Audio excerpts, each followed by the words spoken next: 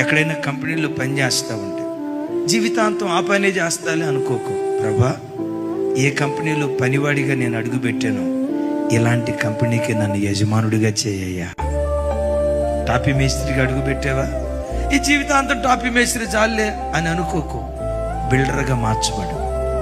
హాస్పిటల్లో నర్సుగా అడుగు పెట్టావు, దేవుని అడుగు, నాకే ఒక సొంత క్లినిక్ దయచే ప్రభు, నేనే వాళ్ళకు వైద్యం చేసే స్థితిమంతురాలుగా నన్ను నిలవబెట్టు. ఎంతకాలం 20,000, 30,000, 30,000, 35,000 జీతం నన్ను స్థితిమంతుడిగా నిలవబెట్టు. నా చేతి కింద కొంతమంది నర్సులు పనిచేయాలి ప్రభా. ఈరోజు పనివాడిగా అడుగు పెట్టా, ఈ పనివాడిని నువ్వు యజమానుడిగా చేయ్యా. క్రైస్తవుడు అంటే లేబరుడు అనే ముద్ర చెరిపివేయబడి అనేకులకు ఉద్యోగ అవకాశాలు కల్పించే స్థితిమంతులుగా దేవుడు మనలను లేవనెత్తునుగాక. ఎక్కడ ప్రజలు నేను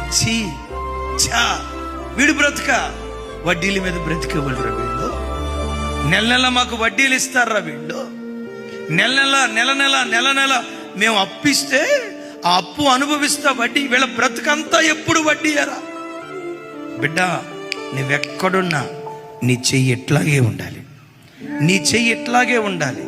కొంచెంలో పొదుపుగా ఉండు. నేనంట మొక్క నాటినప్పుడు అప్పుడే చిగురు వచ్చింది, వచ్చిన చిగురు తెంచుకొని అరే చింత చిగురు బాగుంటుందని మాంసం కూరలు వేసుకుంటే ఆ చెట్టు ఎదగదు. చెట్టు పెద్దదైన తర్వాత అప్పుడు తెంచుకో. అట్లా కాకుండా మొక్కతో ఉన్నప్పుడే 7,000 రూపాయలు జీతగాడప్పుడే ఏక్ దిన్ కా సుల్తాన్. ఈ కార్యక్రమాలు చేయటాన్ని బట్టే క్రైస్తవుడు అంటే లేబరోడ్ అనే ముద్ర పడిపోయింది. నా ఆశ లేబరోడ్ అనే ముద్ర చెరిపివేయబడాలి. క్రైస్తవులు అంటే ఎక్కడికో వెళ్ళి ఉద్యోగాల కోసం వెంపర్లాడి పరిగెత్తే వాళ్ళన్న ముద్ర చెరిపివేయబడాలి.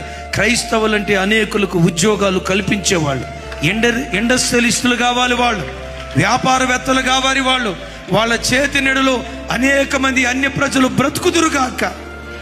ఈ క్రొత్త పేరు దేవుడు మనకిచ్చునుగాక.